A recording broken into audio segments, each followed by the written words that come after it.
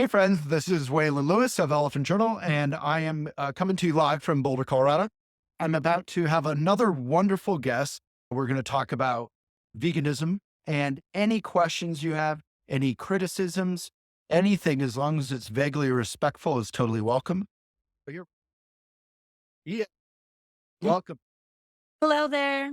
Hey, thank you so much for joining. It's my pleasure. My basic rule for inviting guests on Walk the Talk Show is if I shared your posts or your stories, like, 15 times or more, then, at some point I just have to reach out. So thank you so much for accepting. I love that. My pleasure. Yeah.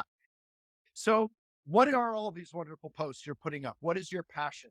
Tell us about what makes you excited to wake up in the morning and serve, this world. So, over 6 years ago, I just made the life decision that I wanted to eat healthier. My dad was severely sick for many years, and I knew I needed to take care of my health and start looking into ways to, be prepared for anything that may happen in the future. So, I stumbled across a documentary called Forks Over Knives, and in it, it teaches the value of plant based eating and how what we eat actually makes a big impact on whether or not we may get chronic diseases. And if we do get chronic diseases, it may lower the impacts of those. And I was, intrigued by this information. I'd never heard it explained that way before. And so I started to eat more towards a whole food plant based diet. But I started off being vegetarian. So I cut out meat first, and I was still having a bit of dairy here and there. And then I watched another video that was called Dairy is Scary. And it explained to me in the most visceral, heartbreaking way what happens to cows. And I just didn't want to partake in the dairy industry anymore. And I immediately cut out all dairy products from my diet. And as I became a part of this, whole food plant based lifestyle, and also, decided to call myself a vegan, I felt like I couldn't keep this information to myself.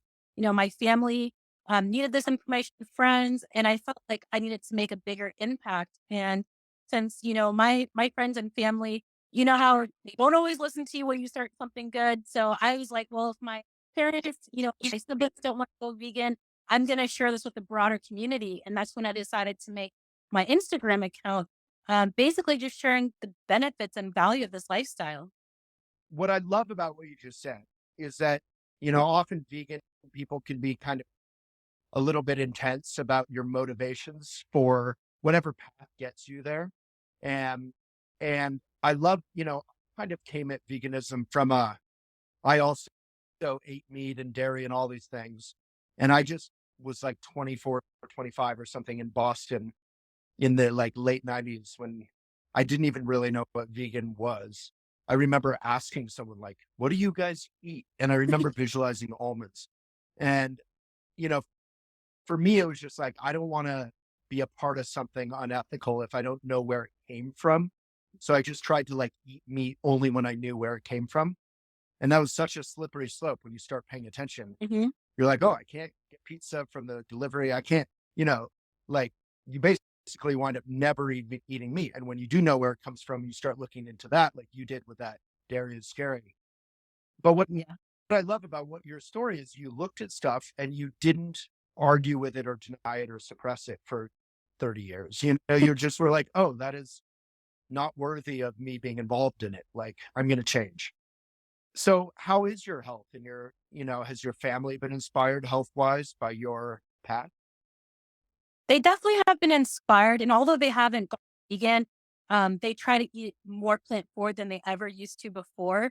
And I would say my health is very good. Ever since I went vegan, I feel more energetic and less sluggish than I did before. I have more mental clarity. And for me, it's not only the physical aspect, but the mental aspect.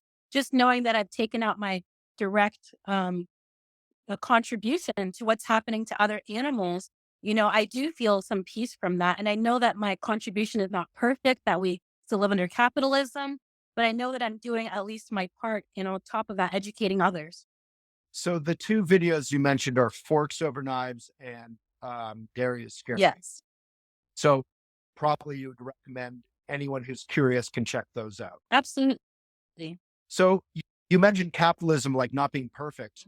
We are all part of I also feel like vegans need to be kind of environmentalists because climate Mm. crisis is killing billions of animals and obviously harming the most vulnerable among us humans the hardest. As soon as you get into veganism, it connects with everything else, right? Social justice, climate crisis, uh, voting, voting rights, racism, patriarchy, capitalism. I one thing I've really appreciated is you touch on a lot of those things. How how does that feel to you? Is it like becoming sort of a holistic worldview, or is it still sort of veganism? Well, for me, when I first became vegan, it was simply about the vegan message, as a lot of vegans come in because of compassion for other animals and not knowing the fact that eating animals, directly contributes to, harm of other beings. And once I had that in mind, I, just like you, I began seeing the connection that this is a social justice movement, because the way that workers are treated in both the animal agriculture industry and in the plant farming industry is horrific. We're exploiting mostly migrant workers and children to do heavy labor. And I just became just digging into everything, digging into every aspect of the food industry and how, food is kept away from people who are the neediest of our population, people who deserve to have access to fresh fruits and vegetables. And we've created in the United States food apartheid. And I call it food apartheid because specifically it's not a food desert, because the desert just means the non existence of those food products. We have more than the ability to make sure everyone has equitable access to food. We're intentionally keeping it away from people who deserve it. And so, So you're saying like calling it a food desert where, there isn't a good grocery store, local farm or urban farm sort of implies that it's natural, but it's actually apartheid. It's part of the system. It's intentional. yes, it's built in and it's deliberate separation. So, as a white guy, I'm not in a great position to answer a very common critique. When you're vegan, you immediately trip all the defensive buttons in your friends and they start throwing like pasta on the wall to see if it's al dente. They throw criticisms at us. And often we haven't even brought it up. Like this happened. I literally was just at lunch with a friend who's not vegan. And we talked about veganism for the first 20 minutes because he immediately had questions and arguments and whatever. And and I didn't even bring anything up. And at 20 minutes, I was like, you know what? I actually, we're having lunch because I wanted to ask your advice about this other stuff. If you don't mind, let's move on. Because I'm totally genuine, you know, happy to talk with people if they're curious or interested. But Mhm. often people just have arguments. One of the arguments is that veganism is, you know, based on privilege. What is, I don't think that's all wrong, by the way, but what is your response to that? Because you posted some good wisdom around that. Yeah. So there is definitely the aspect of having food access is a privilege, no matter which way you slice it. If you have access to food and you can afford to feed yourself and make your own food choices, and also have the ability to prepare food, which is another thing, Mm, you have a privilege and an advantage over other people. But being vegan in and of itself is not a privilege, because veganism is a mindset. It's about doing the least amount of harm as possible to other living beings. And in addition to that, people have been plant based for centuries and even a millennia all around the world. It's the advent of industrial agriculture that has really changed and disrupted our food system. Me being originally from Nigeria, our natural food is fruits, vegetables, grains, starches, corn, millet. Those are the foods that we eat traditionally. And so no one came over and taught us veganism. We were already doing that until animal agriculture became involved. And then people started eating a little bit more meat. But I would say, like, from the rural part, which is where I was born, meat is still not the main cuisine because it's very expensive. You have to be affluent to afford meat. My parents didn't grow up eating meat. And so people have to understand that eating plant based, or at least plant forward, is a traditional diet. It does not yeah. necessarily mean that you have an advantage. Yeah. Well said. I mean, it's much easier generally, historically, to, take some corn off the stalk than it is to raise an animal, feed it corn or whatever, feed it the entire time, make sure it's healthy, nurture an animal to whatever age that you're going to kill it and then consume it. That's much harder. It takes usually, without our like weird farm bill subsidies, meat and dairy are more expensive and should be far more expensive and therefore would require much more privilege. But we've kind of twisted it and made factory farming a thing. So, we've cheapened that process somewhat. So,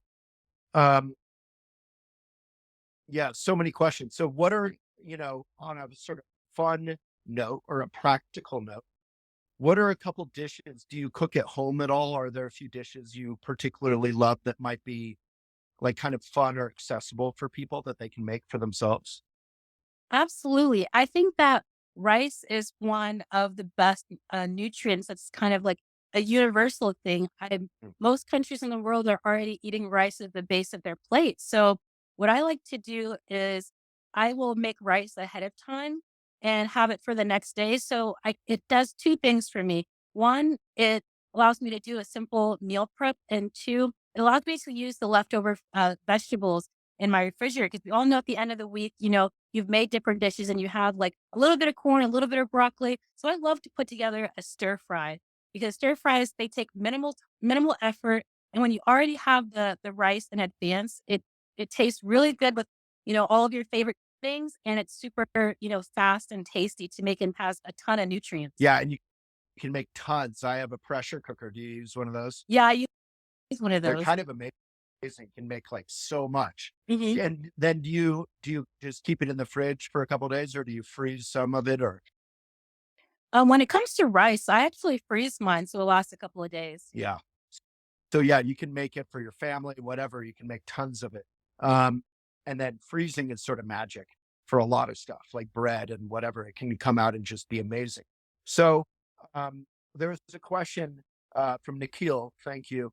Um, does this affect your, your consumption of fashion, what you buy, what you wear, and makeup, things like that, body care? Absolutely. I often talk about skincare and, just my lifestyle in general. So for me, I only buy products that are cruelty free and vegan. And the distinction is sometimes a product might be cruelty free, meaning they don't test on animals, but it may still contain beeswax or goat milk and other things like that, meaning that it's not a vegan product. So I always look for vegan and cruelty products both Yeah. together. And in addition to that, I don't consume fast fashion. I typically use the clothes that I have for a very long period of time. And then when I need new pieces, I will either go with a sustainable fashion brand or I will, thrift the necessary pieces that I need. But I'm not typically a big shopper. I'm pretty happy with the wardrobe that I have. And I just know if I need something for a particular event, I'll just get that particular item and not, over consume fashion in general. Yeah, exactly. I love that. I mean, that's like such an environmental approach as well. Thanks for listening. Hope you're getting a lot out of it. The full conversation is on our indie platform that supports and continues our work, elephantjournal.com/videos. You can subscribe, listen, watch, and participate there. And when you do so, you'll keep these mindful videos and podcasts going. elephantjournal.com/videos. May it be of benefit.